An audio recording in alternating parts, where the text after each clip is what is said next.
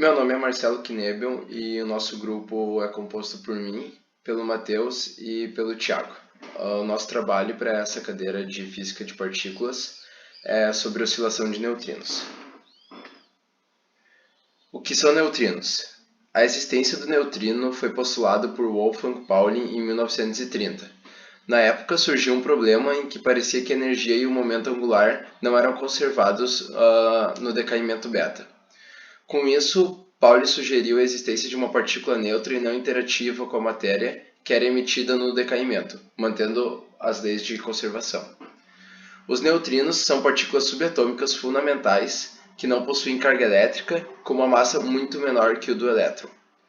Mesmo sendo a segunda partícula mais abundante do universo, a sua detecção se torna muito difícil devido à sua rara interação com a matéria, sendo ela feita somente por meio da força fraca e gravitacional, devido à sua massa. Existem três tipos de sabores de neutrinos: o neutrino do muon, o neutrino do elétron, o neutrino do muon e o neutrino do tau. Os três sabores são distintos quando interagem com a matéria.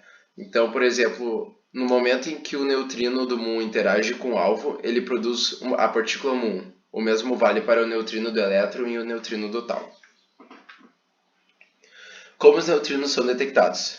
Como dito anteriormente, os neutrinos raramente interagem com a matéria, e assim eles podem viajar milhares de anos-luz antes de interagir com algum tipo de matéria. Portanto, para sua detecção, são utilizados detectores muito sensíveis e grandes, e ela é feita pela emissão de muons, elétrons ou tau no momento em que os neutrinos interagem com a matéria. Um exemplo deles, como a gente pode ver na imagem, é o SNO, que é a Sudbury Neutrino Observatory, e o Super Kamiokande, onde o primeiro, o SNO, ele utiliza 1000 toneladas de água para detectar os neutrinos provenientes vindos do Sol, que é cerca de 10 a 12 neutrinos por segundo, e somente 30 neutrinos desses são detectados. Aqui temos duas imagens do Super Kamiokande.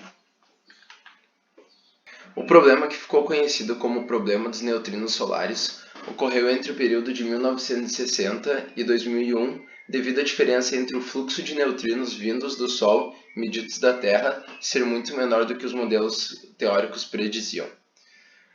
As medidas feitas na época buscavam calcular os neutrinos do elétron provenientes do Sol. Entretanto, os neutrinos que chegavam na Terra eram muito menores do que o valor calculado.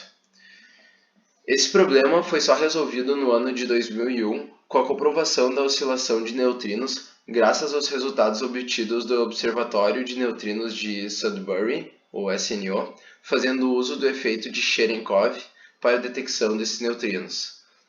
Após as medidas no observatório, foi possível notar que a emissão dos neutrinos teorizada pelo modelo solar fechava com o fluxo de neutrinos que chegavam na Terra. Oscilações de neutrinos. A oscilação de neutrinos foi proposta teoricamente pelo físico Bruno Pontecorvo, em que afirmou que o neutrino com um sabor específico, seja elétron, muon ou tau, poderia ser detectado em um sabor diferente conforme se propagava. Dessa forma, a probabilidade de medir certo sabor de neutrino variava à medida da distância da propagação.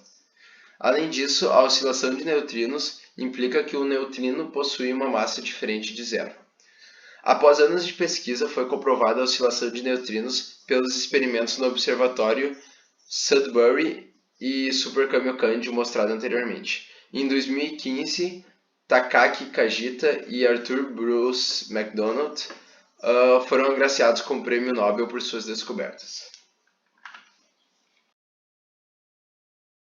Vamos agora tratar da abordagem teórica da oscilação de neutrinos. Nessa dedução, nós vamos usar apenas a mecânica quântica não relativística. Nós começamos por um modelo simplificado onde só existem dois sabores de neutrinos, o do elétron e o do muon. Nesse cenário, eles formam uma base de autoestados de neutrinos na interação fraca, e por extensão nós vamos considerar dois autoestados de massa, N1 e N2, que também formam uma base. Nessa situação de dois sabores, a mudança da base de massa para a base de sabor pode ser representada por uma matriz desse tipo, cujo único parâmetro é θ. Suponhamos que no instante t igual a zero seja produzido um neutrino do elétron através de alguma reação, por exemplo, aquelas que acontecem no Sol. Então, no instante t igual a zero, o neutrino pode ser expresso como essa superposição de N1 e N2. Passado um tempo t, o estado evolui através do operador U, e agora o estado pode ser escrito como essa superposição onde nós inserimos as exponenciais complexas e a menos ip vezes x, onde p é o quadrimomento e x é a posição no espaço-tempo. Seja L a distância que o neutrino viajou durante o tempo t. Como a velocidade dos neutrinos é aproximadamente igual à velocidade da luz, que nas unidades naturais é 1, então L é aproximadamente igual a t. Dessa forma, o nosso estado psi pode ser escrito dessa maneira aqui, onde nós definimos ficar como a energia do neutrino vezes o tempo, menos o módulo do seu momento vezes a distância percorrida. Mas lembrando que a troca de bases é invertível, nós podemos agora ir da base de massa para a base de sabor, que é representada por esta matriz aqui. Fazendo as contas, o nosso estado psi de L pode ser escrito na base de sabor como essa superposição daqui. E nós chamamos então esse termo de CE e esse termo de CMI.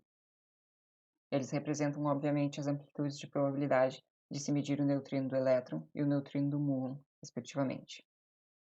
É importante notar que, basicamente, a oscilação de neutrinos é toda contida nessa diferença de fase, ΔΦ12, porque se ΔΦ12 for zero, CMI vai ser zero, e então nós podemos afirmar que com certeza o neutrino vai ser medido com o sabor do elétron.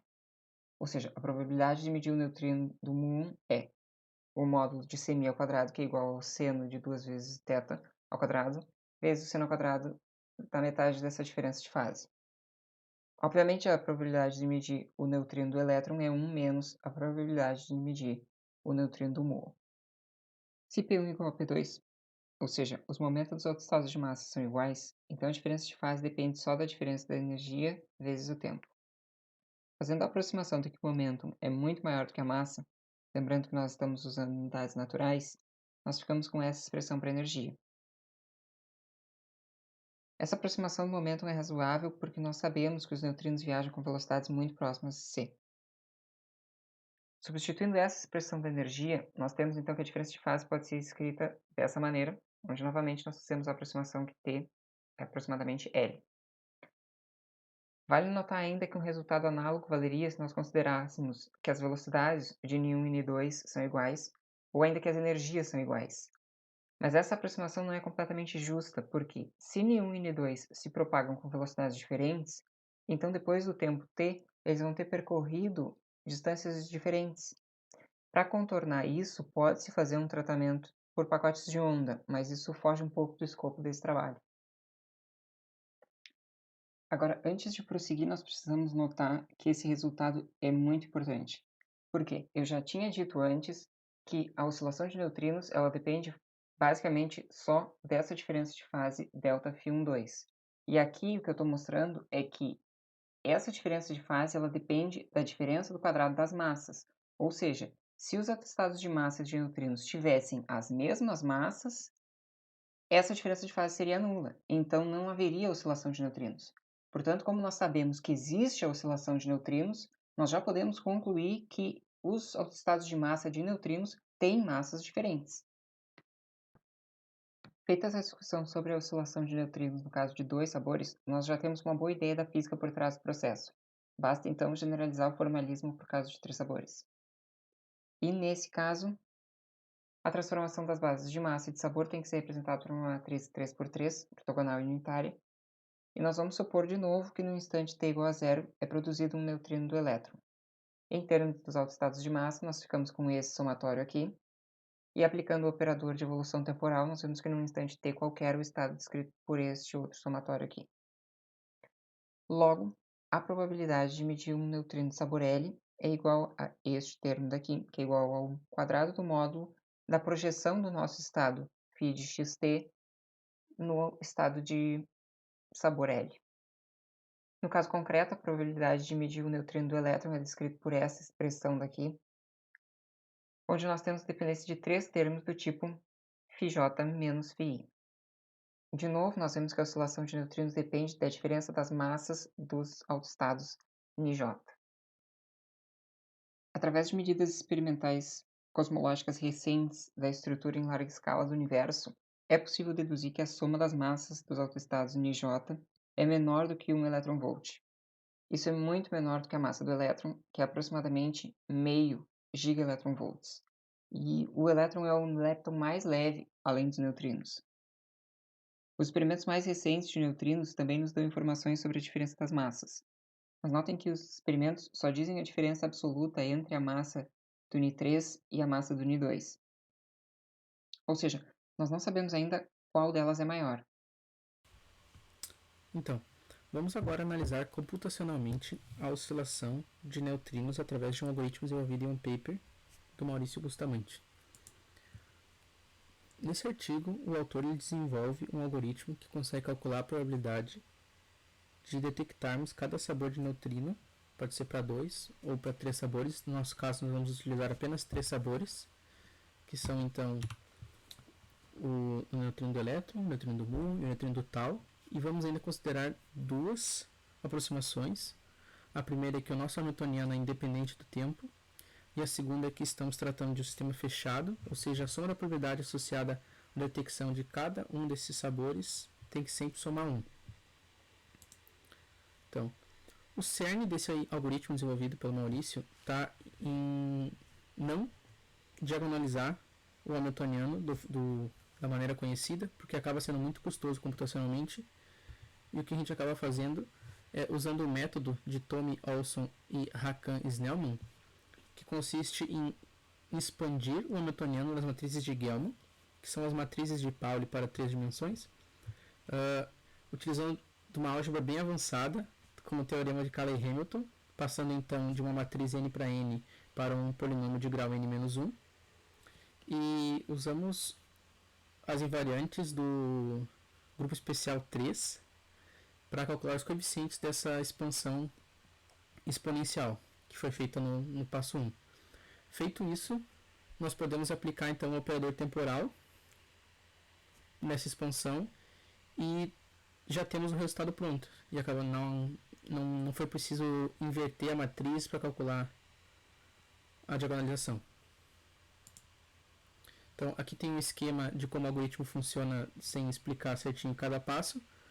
Ele vai receber uma matriz 3x3, que vai ser o nosso hamiltoniano, e uma distância L. Aí, como o Thiago já comentou, a gente pode aproximar aqui a distância e o tempo são a mesma coisa, por causa da velocidade dos neutrinos. E o nosso resultado vai ser o gráfico da oscilação das probabilidades, da detecção de cada sabor dos neutrinos. Então, existe um repositório feito pelo próprio autor do paper, um repositório que contém os códigos. E aqui na direita nós temos o uso desse código desenvolvido pelo autor, no qual a gente passa apenas o hamiltoniano e usa a função desenvolvida pelo autor, passando o hamiltoniano e o L aqui é a distância, e nós vamos receber as probabilidades de detectar cada neutrino. Então, aqui nós temos alguns gráficos, eu separei o da geração de um neutrino do elétron aqui na esquerda, que ficou mais bonito de analisar. Esses dois à direita aqui são um pouco bagunçados para energias baixas, mas nós temos aqui então que em determinado momento a detecção de um neutrino do muon e do tau é mais alta que a do elétron, que aqui no caso está em azul, mas chega a um ponto da energia que a probabilidade de medir esse neutrino do elétron acaba sendo muito maior que as outras duas. E então esse gráfico aqui é para a geração de um neutrino do elétron, esse gráfico aqui é para a geração de um neutrino do tau, e esse gráfico aqui é considerando a geração de um neutrino do muon. E daí as linhas são as probabilidades de, dado esse neutrino gerado do muon, ser detectado um neutrino do elétron, um neutrino do muon e um neutrino do tau. E aqui estão nossas referências. Muito obrigado.